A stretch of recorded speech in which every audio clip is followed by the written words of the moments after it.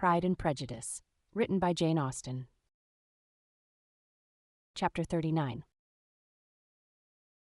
It was the second week in May, in which the three young ladies set out together from Gracechurch Street for the town of in Hertfordshire. And as they drew near the appointed inn where Mr. Bennet's carriage was to meet them, they quickly perceived, in token of the coachman's punctuality, both Kitty and Lydia looking out of a dining-room upstairs. These two girls had been above an hour in the place, happily employed in visiting an opposite milliner, watching the sentinel on guard, and dressing a salad and cucumber. After welcoming their sisters, they triumphantly displayed a table set out with such cold meat as an inn larder usually affords, exclaiming, "Is not this nice? Is not this an agreeable surprise? And we mean to treat you all," added Lydia, "but you must lend us the money, for we have just spent ours at the shop out there." Then, showing her purchases, "Look here, I have bought this bonnet. I do not think it is very pretty, but I thought I might as well buy it as not. I shall pull it to pieces as soon as I get home, and see if I can make it up any better." And when her sisters abused it as ugly, she added, with perfect unconcern, "Oh, but there were 2 or 3 much uglier in the shop, and when I have bought some prettier colored satin to trim it with fresh, I think it will be very tolerable. Besides, it will not much signify what one wears this summer, after the Shire have left Meryton, and they are going in a fortnight." "Are they indeed?" cried Elizabeth with the greatest satisfaction. "They are going to be encamped near Brighton, and I do so want Papa to take us all there for the summer. It would be such a delicious scheme, and I dare say would hardly cost anything at all. Mamma would like to go too, of all things. Only think what a miserable summer else we shall have." "Yes," thought Elizabeth, "that would be a delightful scheme indeed, and completely due for us at once. Good heaven! Brighton and a whole campful of soldiers to us who have been overset already by one poor regiment of militia and the monthly balls of Meryton." "Now I have got some news for you," said Lydia as they sat down to table. "What do you think? It is excellent news, capital news, and about a certain person that we all like." Jane and Elizabeth looked at each other, and the waiter was told that he need not stay. Lydia laughed and said, That is just like your formality and discretion. You thought the waiter must not hear, as if he cared. I dare say he often hears worse things said than I am going to say. But he is an ugly fellow. I am glad he is gone. I never saw such a long chin in my life. Well, but now for my news. It is about dear Wickham, too good for the waiter, is not it? There is no danger of Wickham's marrying Mary King. There's for you. She has gone down to her uncle at Liverpool, gone to stay. Wickham is safe. "And Mary King is safe," added Elizabeth, "safe from a connection imprudent as to fortune. She is a great fool for going away, if she liked him. But I hope there is no strong attachment on either side," said Jane. "I am sure there is not on his. I will answer for it. He never cared 3 straws about her. Who could about such a nasty little freckled thing?"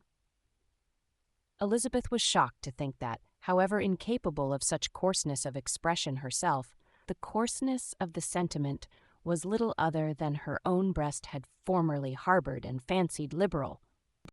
As soon as all had ate, and the elder ones paid, the carriage was ordered, and after some contrivance, the whole party, with all their boxes, work-bags, and parcels, and the unwelcome addition of Kitty's and Lydia's purchases, were seated in it. "How nicely we are crammed in," cried Lydia. "I am glad I brought my bonnet, if it is only for the fun of having another bandbox. Well, now let us be quite comfortable and snug, and talk and laugh all the way home. And in the first place, let us hear what has happened to you all since you went away. Have you seen any pleasant men? Have you had any flirting? I was in great hopes that one of you would have got a husband before you came back. Jane will be quite an old maid soon, I declare. She is almost 23. Lord, how ashamed I should be of not being married before 23. My Aunt Phillips wants you so to get husbands you can't think. She says Lizzie had better have taken Mr. Collins, but I do not think there would have been any fun in it. Lord, how I should like to be married before any of you, and then I would chaperon you about to all the balls. Dear me, we had such a good piece of fun the other day at Colonel Forster's. Kitty and me were to spend the day there, and Mrs. Forster promised to have a little dance in the evening. By the by, Mrs. Forster and me are such friends.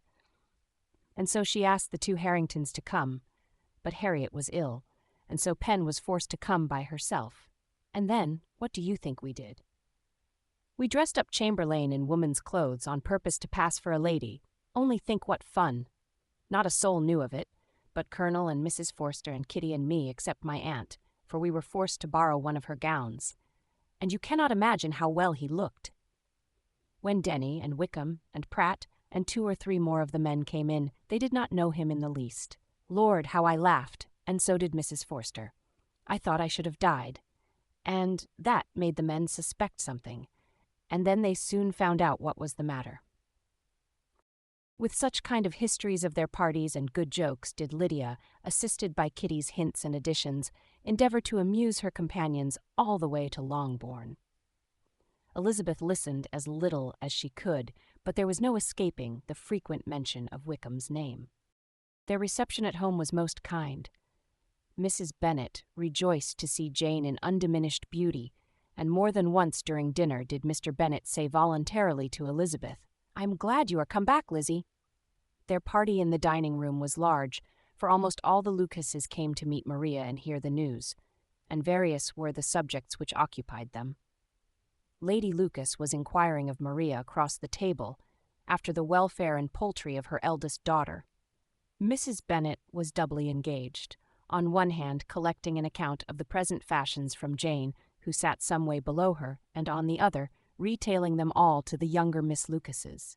And Lydia, in a voice rather louder than any other person's, was enumerating the various pleasures of the morning to anybody who would hear her. "Oh, Mary," said she, "I wish you had gone with us, for we had such fun as we went along.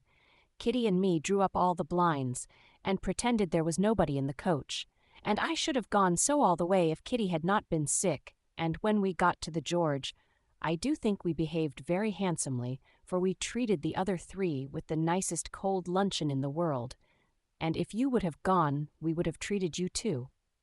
And then when we came away, it was such fun. I thought we never should have got into the coach.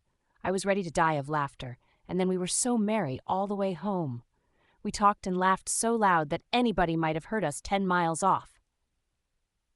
To this, Mary very gravely replied, "Far be it from me, my dear sister, to depreciate such pleasures.